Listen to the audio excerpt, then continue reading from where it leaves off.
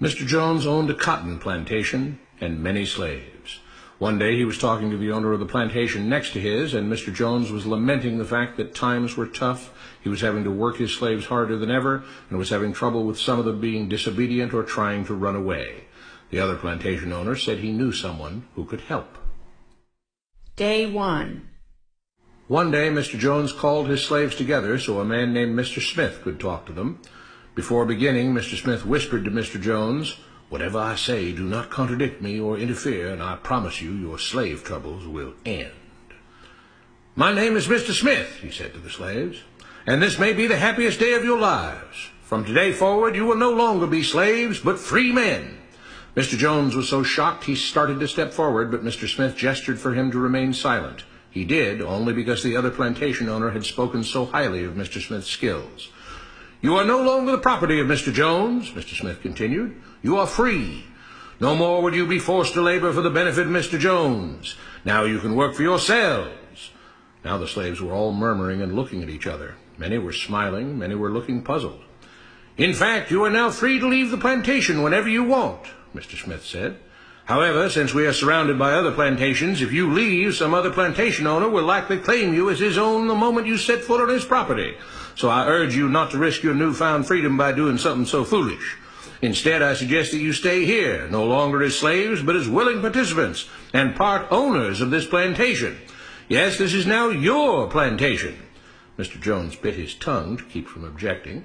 "For now, we might as well leave Mr. Jones in charge," said Mr. Smith, "since he is the only one with any experience at running a plantation, which is quite a complicated thing to manage. But he will no longer be your master, but just another worker on the plantation. In fact, he will now be using his organizational and management skills to serve you. Whatever problems you may have had with him before, you are now all equals, and you need each other to make this work. If we all cooperate and work together, we can all reap the benefits together. In honor of this happy occasion, I present you this new symbol of togetherness and cooperation, this flag, which shall be the emblem of the new, free Jones plantation." He held up the new flag, but most of those listening were still too amazed to respond. "And this shall be our motto," Mr. Smith announced. "We work together as free men for our mutual benefit, pledging our allegiance to the Jones plantation, which stands for prosperity, liberty, and justice for all. To celebrate, everyone has the rest of the day off. Enjoy your freedom, do as you please, and be back here tomorrow morning, bright and early, so that we may begin work on this great and noble new endeavor as equal free men." Finally convinced that Mr. Smith was serious, the former slaves applauded and cheered. Day 2. "We all want this plantation to do well," Mr. Smith said at the beginning of the next meeting, "so we can all share in the benefits. We all know that it takes a lot of effort to make a cotton plantation work. Just because you're all free doesn't mean you can stop working. In fact, since you're now working for yourselves, I expect you to work even harder than ever before, but now with pride and joy, knowing that you're working for yourselves. Of course, there still have to be rules. If everyone just does whatever he wants, the plantation won't produce anything. This experiment will fail, and we'll all starve. You should be thankful that Mr. Jones has agreed to stay on to lend his knowledge and skills to this endeavor, and I trust you will all do your own part to make this work. Several of you have been chosen to act as project supervisors to manage different aspects of the operation, to make sure everyone is doing his assigned job, to make sure that the rules are followed, and so on. The rest of you may head out to the fields to start your first day of work as free men." Day 3.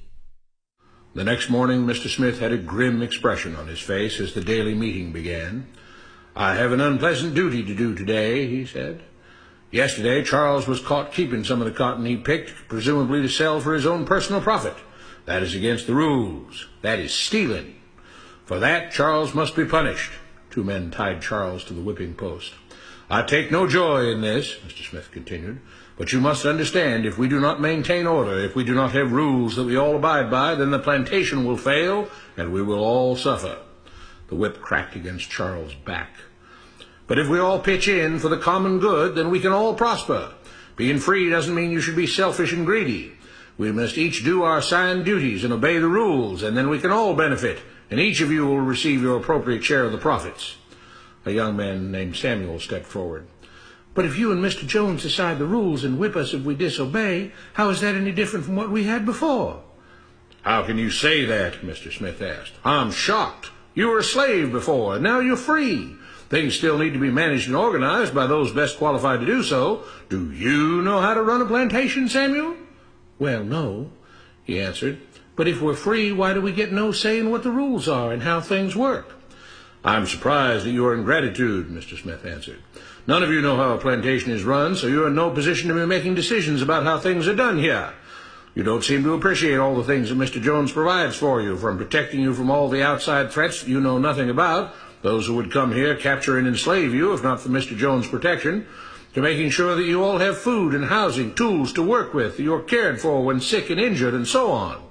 There wouldn't be a plantation at all, no cotton to pick, no land to plant and harvest, if not for him. You should be grateful that he's made possible the level of comfort you now have.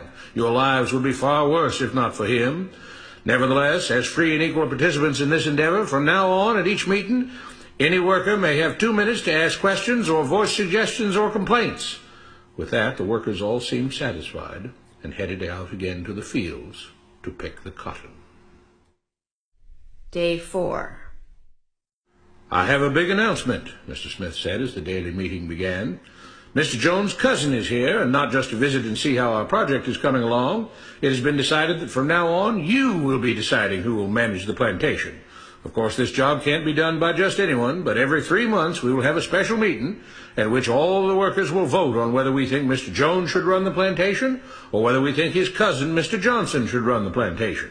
That means that ultimately you are in charge, because you will be deciding which man you want running things on your behalf. If you don't like the way things are being managed, you now have the power to change it." Amazed and pleased, the workers headed out again to the fields to pick the cotton. Days passed, months passed, a year passed, and the plantation continued to operate as before. Sometimes Mr. Jones was in charge, sometimes Mr. Johnson was in charge, but the day-to-day routine stayed exactly the same. The workers worked hard, long hours every day, and still had little to show for it. Every day the meeting would begin with them all reciting the Jones Plantation motto: "We work together as free men for our mutual benefit, pledging our allegiance to the Jones Plantation, which stands for prosperity, liberty, and justice for all."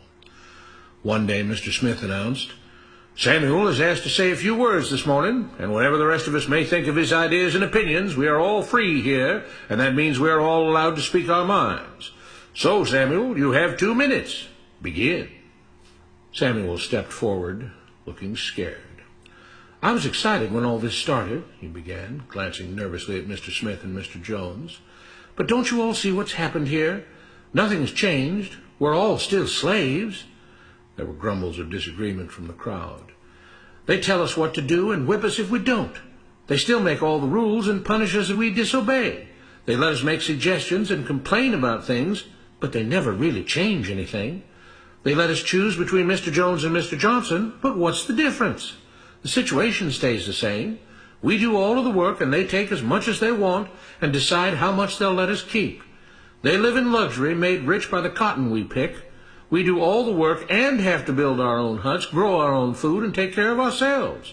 They leave us just enough that we don't revolt or run away. This is not freedom. We're all still slaves. They've only changed the words they use, but nothing else has changed.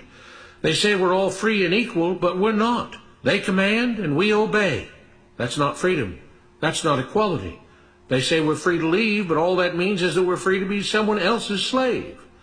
Why should we work or obey the rules? We didn't agree to this. They made the system. They forced it on us. They control and rob us and call it freedom. They've deceived you into thinking that being able to choose which slave master you'll work for is the same as being free. It's not. Open your eyes. If you keep what you produce, they call it stealing. When they take what you produce, they call it sharing and fair distribution. Can't you see that this is all? Your time is up, Samuel, Mr. Smith announced calmly. At his gesture, 2 supervisors grabbed Samuel by the arms and led him to the whipping post. I'm sorry, Samuel, but you've broken the rules. There are rules against encouraging others not to work and encouraging others to break the rules. You're only hurting all of us with your discontentment and your complaining and your disobedience. The whip fell and Samuel let out a grunt. Without rules, without order, all would be lost. Without law, there would be chaos. We can't just behave as wild animals, each doing whatever he pleases. We must all follow the plan and all do our duty for the betterment of everyone, and those who do not must be punished. The whip fell again, and blood flowed freely from Samuel's back. Samuel, it is you who are stealing from the others. When you don't do your assigned work, you are making more work for others. When you disobey the rules, it is you who are endangering the future of everyone else here. You are the thief. You are the criminal. You are the one trying to destroy the arrangement that keeps us all safe and prosperous. At every lash of the whip, the other workers cheered louder and louder, some yelling curses at Samuel. Being spoiled and selfish, you complain about everything, talking as if you're oppressed. But you are the one ruining things. You are the one keeping us from being all we could be. It is your greed and your rebelliousness that is hurting all of us. They all play by the rules, Mr. Smith said, gesturing at the others. What makes you think that you don't have to? You think you're above the law? There were loud yells of agreement as the whip fell again. We must maintain order, Mr. Smith proclaimed, to make this plantation great, to make it so that we can all be happy and prosperous. To have the society we want, there have to be rules. We all have to contribute our fair share to this great endeavor, and we cannot tolerate actions and attitudes that seek to undermine the amazing things that together as free men we have achieved and will continue to achieve. Mr. Jones was smiling as he gave Mr. Smith a pat on the back. The crowd was cheering so loudly that none of them had noticed that Samuel had died. What you have